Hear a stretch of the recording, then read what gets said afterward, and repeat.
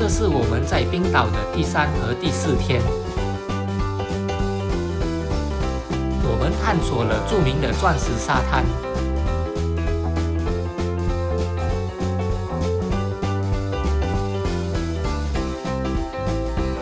在海灘上拍了屬於自己的第1支 MV。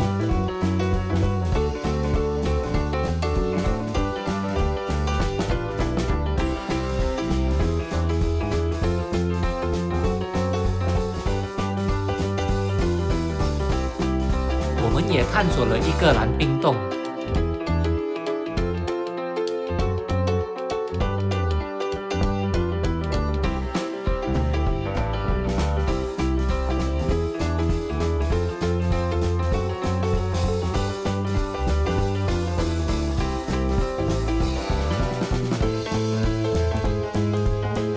拍了熱照金山，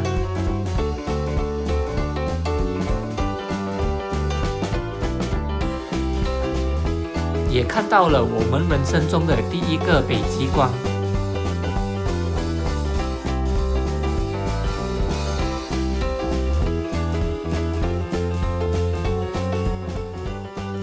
大家好，歡迎收看。今天去哪裡？今天我們在冰島。我們已經在冰島待了2天了。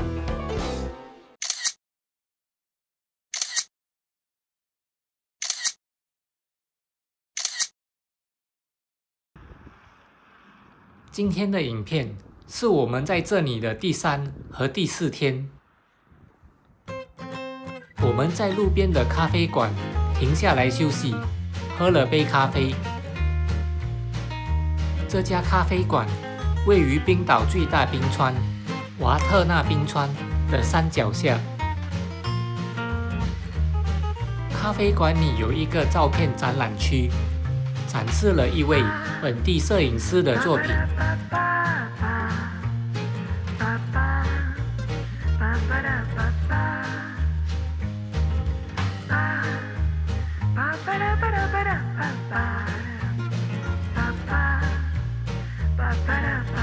照片包括冰洞、極光和當地野生動物。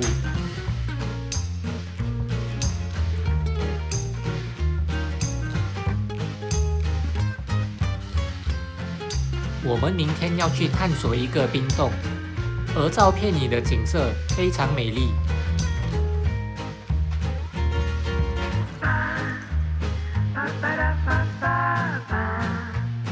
可以一邊享用咖啡，一邊靜靜地欣賞照片。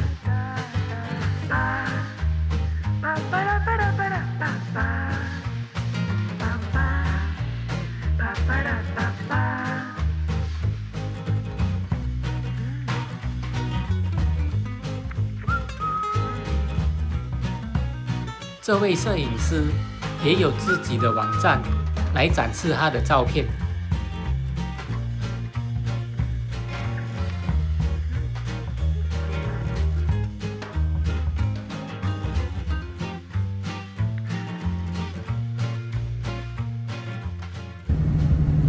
是時候開始我們今天的第1個活動了。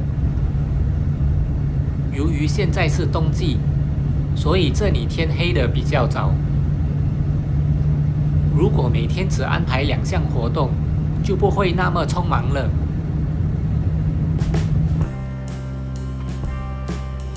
這裡是冰島必去的景點之一——鑽石沙灘。這是一個黑沙灘。來自傑古沙龍冰川瀉湖的冰山會漂流到這裡，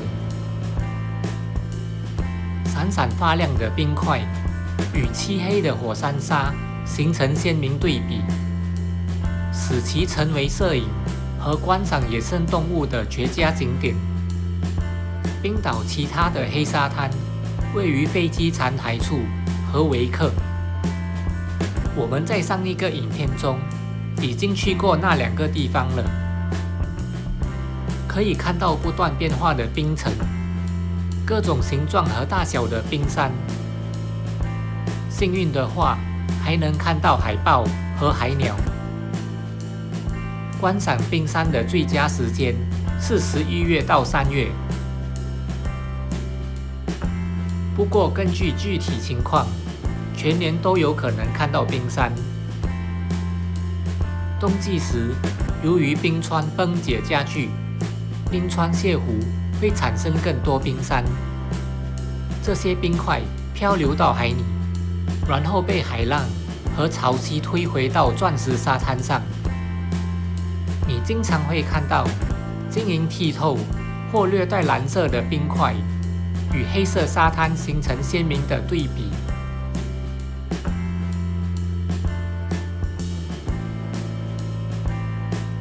日照時間縮短和太陽角度較低，為攝影創造了夢幻般的照明條件。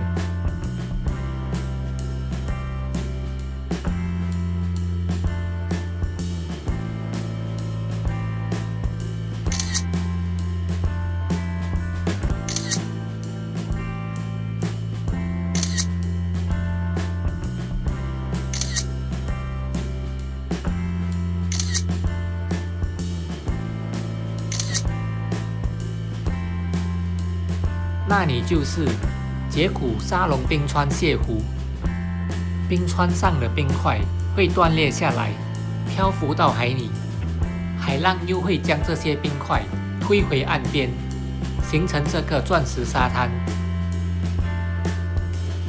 這冰看起來好純淨。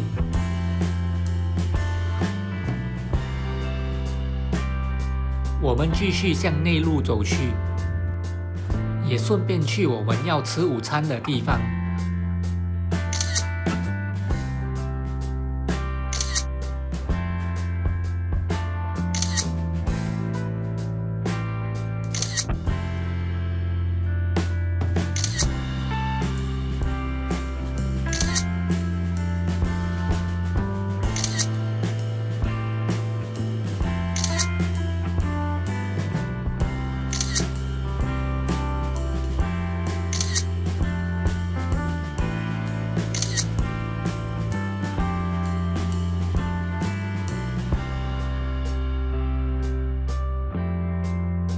有一些小仙女正在拍攝照片。這個地方非常美麗，拍照背景是冰山。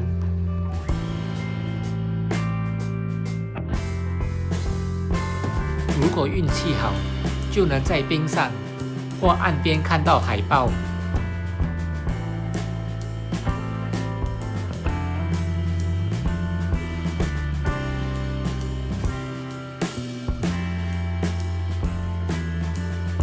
我們的午餐在停車場裡的餐車那裡吃。龍蝦卷是這裡推薦的菜品之一。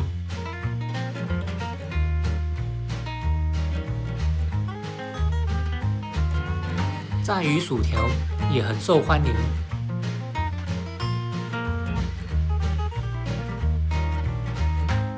這個地方很受那些要去瓦特納冰川國家公園的人歡迎。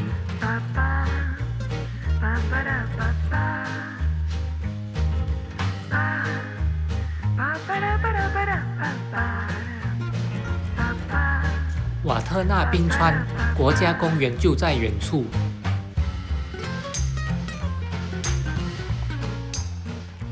我們開車1個多小時才到達下一站。斯托克斯內斯是另一個擁有絕佳倒影美景的海灘，可以欣賞到維斯特拉霍恩山的壯麗景色。這裡有一個按真人比例建造的維京村莊複製品，建於2010年。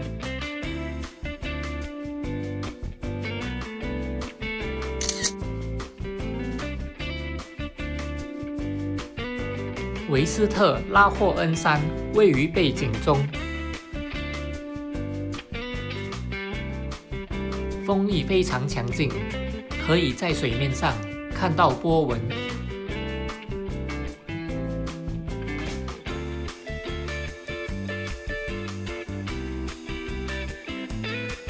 最佳景色在沙灘上。你還需要再往前走一點，注意陣風，並穿暖和些。當陣風停止時，水中的倒影變得清晰起來，景色美得令人難以置信。我們正在就位，等待陣風停止。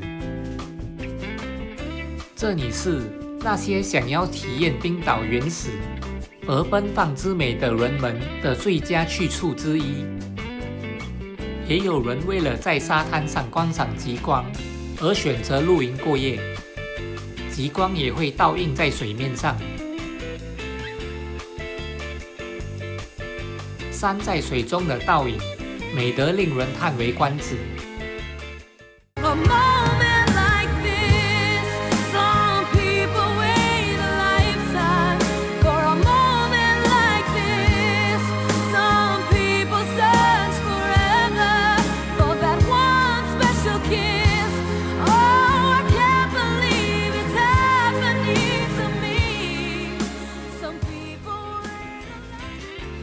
天氣很冷，風也很大，但這確實是一個值得一看的美麗地方。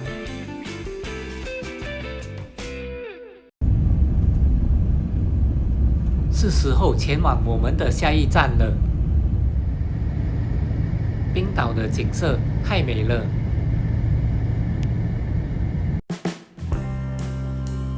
我們順道去了一家超市，買些食物。這裡的超市只能銷售酒精含量為2.25%或以下的酒類產品。對於酒精含量較高的酒類，他們只能通過名為 Vinbudin 的國有酒類專賣店銷售。這些酒類專賣店週日休息。由於進口成本和稅收的原因，冰島的食品價格普遍較高，但也有一些超市提供很有優惠的價格。如果你的民宿有廚房，自己做飯通常比較划算。本地生產的食物通常比進口食物更便宜。我們買完食物後，太陽就下山了。天黑的時候，開車一定要小心。今天早上陰天多雲。這是我們昨晚入住的民宿。後山有一個小瀑布。我們預定了整棟小屋入住。它配備了齊全的廚房設備，方便我們做飯。這是一棟2層樓的房子，裡面可以睡6到8個人。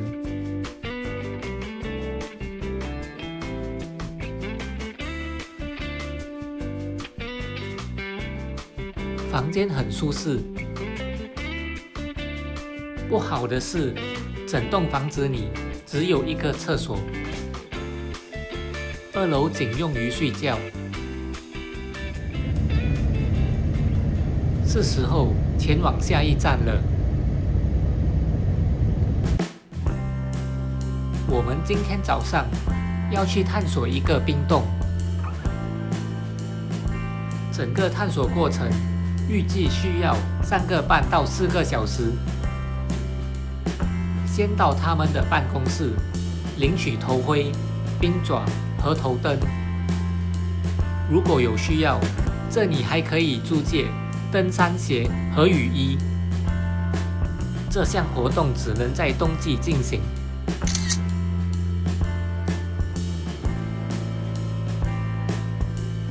導遊將開30分鐘的車到達冰川停車場。然後我們將步行大約15分鐘到達冰川入口。我們將探索瓦特納冰川上的一個冰洞，這是歐洲最大的冰川，覆蓋了冰島國土面積的8%。這座冰川的表面積約為8100平方公里。由於氣候變化，它正在迅速縮小。全球氣溫上升，在過去15年裡，瓦特納冰川的厚度每年減少約1米。瓦特納冰川的冰層下還隱藏着冰島最高的山峰。這個冰川位於冰島的國家公園內，它是歐洲第2大國家公園，也是冰島3個聯合國教科文組織世界遺產地之一。導遊告訴我們，以前冰川入口離停車場很近，由於全球變暖，冰層融化，入口現在離得更遠了。這條溪流裡的水可以直接飲用。我們也裝了一些新鮮的冰川水。這次的路程花費的時間比預期的要長，具體的時間取決於團隊的步行速度。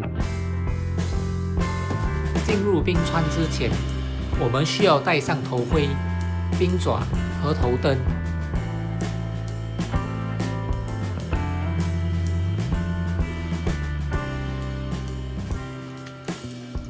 即使在冬天，冰也在不斷融化。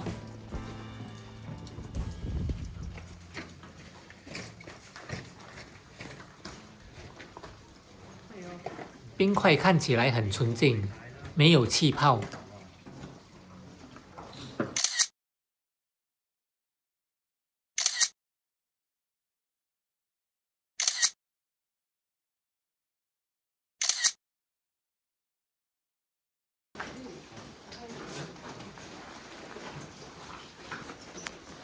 冰洞裡面的溫度比外面低得多。入口處相當寬敞。我們繼續往前走，空間變得越來越窄了。冰洞裡沒有光線，你需要依靠頭燈才能看清周圍。這是冰島一項很受歡迎的活動，還會有其他團體參觀這個冰洞。洞裡非常暗，不適合害怕黑暗或患有幽閉恐懼症的人。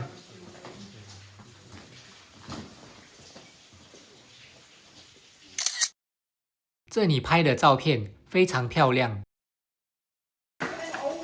冰塊正在不斷融化，可能會被淋濕。有時還需要進行一些攀爬。走路時也要注意腳下。這裡有一條小溪，這是一個很好的拍照地點，光線也很自然。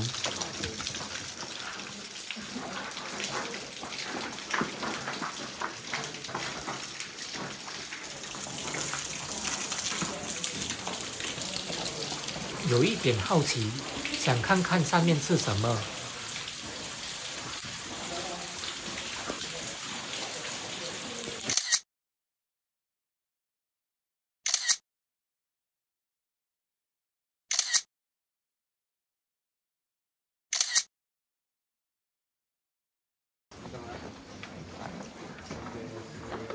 我們會在冰洞裡面待1個半到2個小時。這也是取決於團隊的步行速度。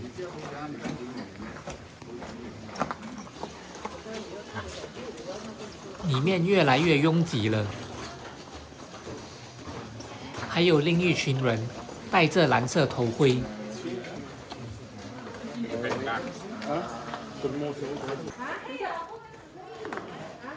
這條路越來越窄了，需要彎下腰才能繼續往前走。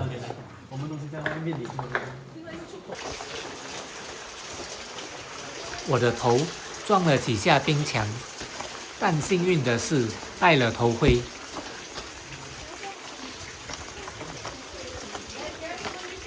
如果累了，也可以休息一下。裡面完全沒有光線。我們蹲下身子，繼續向前走。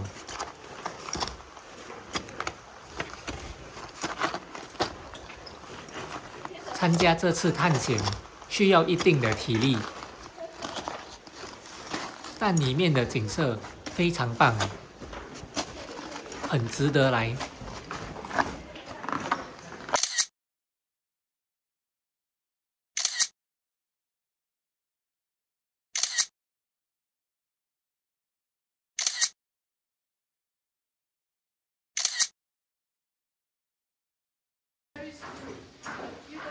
时間過得很快，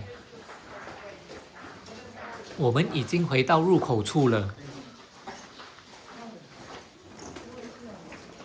我想每個人都會很高興看到陽光，也能夠正常行走。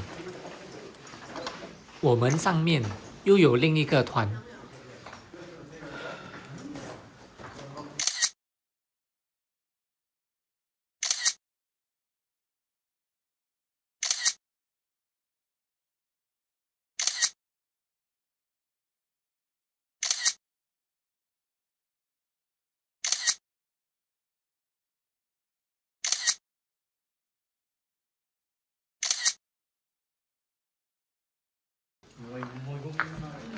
能夠探索一個千年冰洞，真是一次有趣的行程。你也可以通過身處正在融化的冰洞中，來體驗全球變暖的影響。又要走很長的一段路才能回去。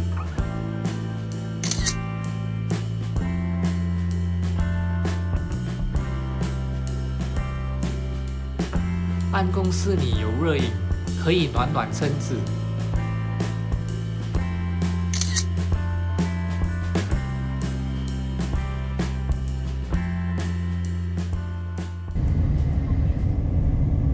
我們在路上又經過了鑽石沙灘。昨天參觀了這個地方，並在這裡吃了午餐。在高速公路上，視野更好。可以看到更多的冰山。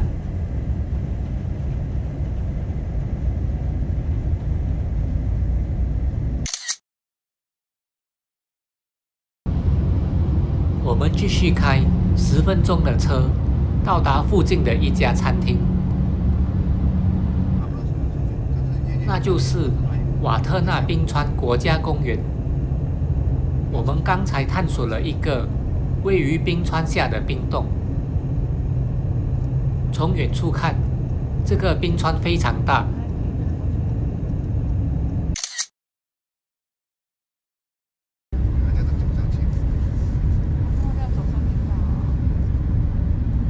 我們選擇這家餐廳，是因為它在我們前往下一站的路上。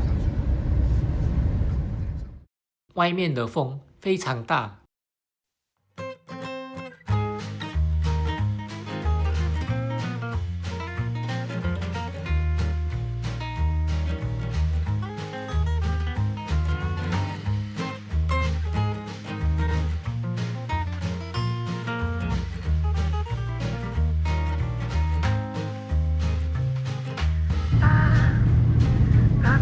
我們的下一個活動是探索冰川，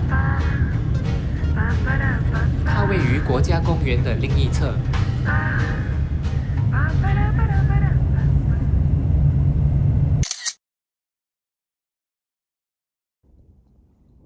又看到羊群了，但我猜今晚不會去吃羊肉。把車停在這裡，然後走進去。斯維納菲爾冰川也是《權力的遊戲》的拍攝地點之一。沿着暖坡步行就能到達冰川。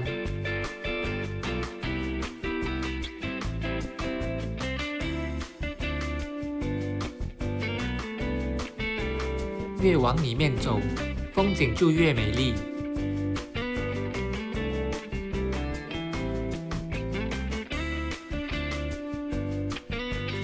你不能直接在這裡露營，但附近有露營地，可以享受大自然的美景和新鮮空氣。山上的雪真白呀！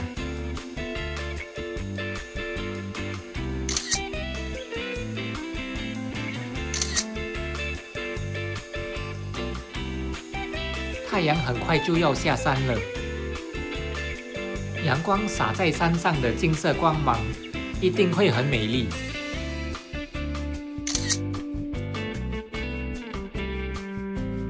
我們應該加快腳步，但是景色實在太美麗了。我們一直停下來拍影片和照片，冰川就在盡頭，可以去探索一下。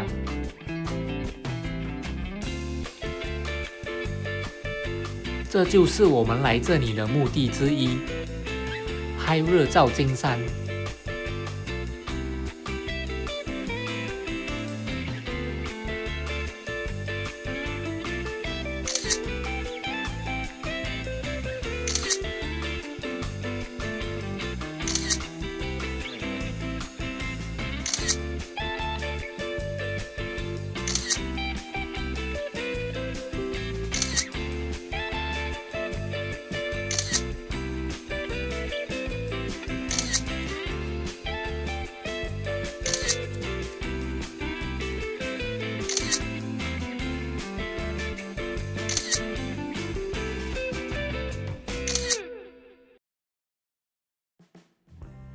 天很快就要黑了，我們得趕緊走了，因為沒有帶手電筒。如果你有時間，可以提早來這裡探索。我本來想走得更遠，但是來得太晚了。我們又路過了那群羊。突然又想吃烤羊肉串了，這裡實在是太冷了。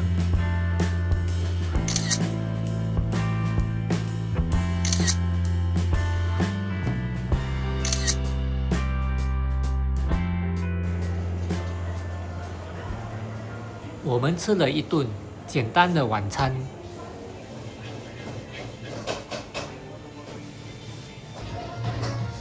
這是一家出售亞洲食品的餐館，用炒鍋烹煮。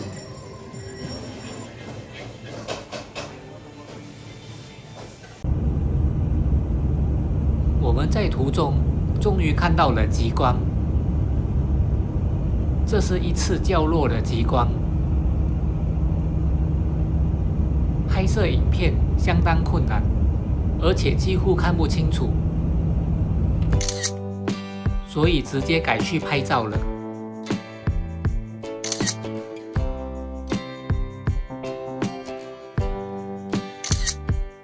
極光強度較弱，因此拍照比錄像更能有效地捕捉到它。我們終於在第4天看到了極光。這顏色太美了。我們在高速公路邊拍的，風力非常強勁，而且天氣非常寒冷。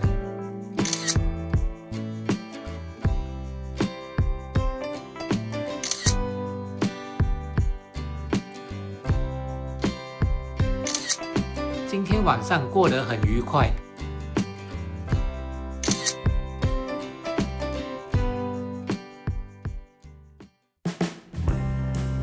我們拍了極光照片後，到達酒店時已經很晚了。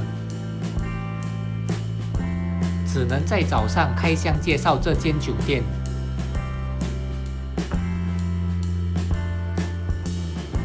用餐區就在正前方，大堂有免費飲料。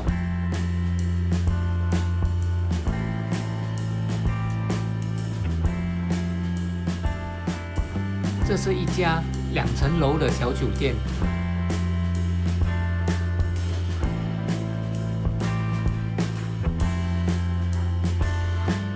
我們訂的是雙人床房。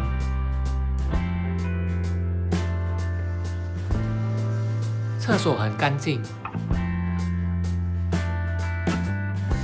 早餐也包含在住宿配套內。